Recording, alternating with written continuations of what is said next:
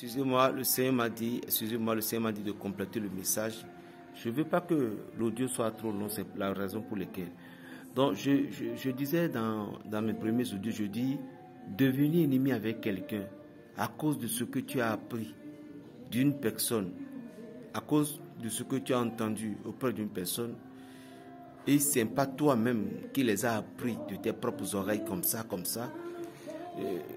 Il faut que tu te poses tellement la question d'abord avant de prendre une décision. Parce que ce qu'on appelle la décision c'est quelque chose qui dit, je ne vais plus y aller là-bas, je ne vais plus le faire, je ne vais plus faire ci, je ne vais plus faire ça. Or, si telle décision, toi, tu as pris, c'était au moment dont tu es dans la colère de la chair. Vous voyez? Donc, la colère de la chair te poussera à prendre certaines décisions qui peuvent te bloquer des joies, qui peuvent te bloquer la voie du succès, qui peut te bloquer beaucoup de choses. C'est pourquoi nous devons nous renseigner, nous devons être clairs. Tu as entendu, tu as vu toutes les preuves, mais pose la question aussi à la personne, parce que la personne aussi a sa version. Et la version que la personne a pouvait aussi contredire l'autre version. Maintenant, c'est à toi maintenant de faire les calculs. Mais tu as entendu une autre partie sans avoir connaître aussi l'autre partie. Mais tu vas t'enfouir dans le deuil. Tu vas te faire du mal à toi-même. Parce que la vie d'aujourd'hui, le Christ nous enseigne la fraternité. Le Christ nous enseigne l'amour spirituel. Le Christ nous enseigne. Aujourd'hui, il y a tellement de divisions dans les familles. Aujourd'hui, frères et sœurs ne s'aimaient pas. Nos vies vont nous aider à... Et l'autre ne s'aimait pas. On dit que c'est pas mon fils, et c'est le fils de la fille, c'est le fils de ma soeur, c'est la fille de ma soeur, c'est le fils de mon oncle. Donc rien ne me concerne. S'il devient quelque chose, c'est pas pour moi, c'est pour son papa. Vous voyez, aujourd'hui, cette haine d'origine en train de diviser beaucoup de cœurs, beaucoup d'enfants, beaucoup de choses dans la vie des gens. Beaucoup d'amitiés ont été brisées aujourd'hui à cause d'une femme.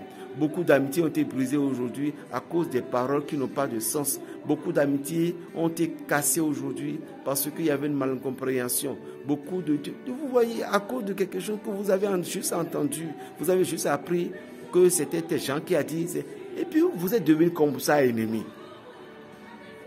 Or, dans le monde spirituel, vous devez rester ensemble, vous devez bâtir ensemble, vous devez construire ensemble. Ce qui n'a pas été fait pour toi, ce qui n'a pas été taqué, ce qui ne t'a pas tapé, toi, directement sur le front, il faut savoir que ce qu'ils ont dit, ne les considère pas trop. Vous voyez? Mais tu es là, on t'a dit qu'il y a un frère qui viendra t'assassiner. Là, on te demande d'être prudent. Mais ce n'est pas que tu vas devenir ennemi directement avec le frère. Mais il faut faire des enquêtes, il faut être prudent, mais faire des enquêtes. Ne fais plus confiance ouvertement à cette personne, mais ce n'est pas devenir son ennemi. Parce que si c'est vraiment ce que l'autre vient de dire, si c'est vraiment ça, et puis l'autre vient de voler un peu la voix, et tu deviens ennemi, il peut changer le plan. Mais lorsque tu es méfiant, et tu mérites ton enquête, tu vas la duper, et tu auras tout, la vérité. Voilà. Donc devenir ennemi avec quelqu'un sans avoir connaître la raison pour laquelle la personne a agi, ou bien devenir ennemi avec la personne sans avoir connaître la vérité, c'est tellement mal. Vous devez connaître la vérité. Vous devez être au courant vous-même, en fragandérie. Vous devez faire des enquêtes pour donc ça c'est vrai alors. Vous voyez? Donc ne fais pas, ou bien si toi tu avais des allusions avant, le diable voulait te détruire, il va faire ça. Il va faire ça. La vie d'aujourd'hui c'est l'amour. Beaucoup de personnes ne comprennent pas. C'est l'amour. L'amour est très difficile. Beaucoup de personnes ne peuvent pas digérer cette sensation d'amour-là. Il y a des choses dans la vie, vous ne pouvez pas comprendre. Personne ne fait des erreurs dans la vie. Il n'y a jamais d'erreur dans la vie, mais il y a des leçons dans la vie. Mais quand tu as pris des leçons, si tu as pris une leçon, tu as donné 20 sur 20, il faut savoir que tu as bien fait. Mais 0 sur 20, il faut que tu te débrouilles. Donc il n'y a pas dans la vie là, il n'y a pas d'erreur, mais il y a des leçons. C'est de la leçon qu'on apprend. On apprend des leçons. Nous apprenons des leçons dans la vie.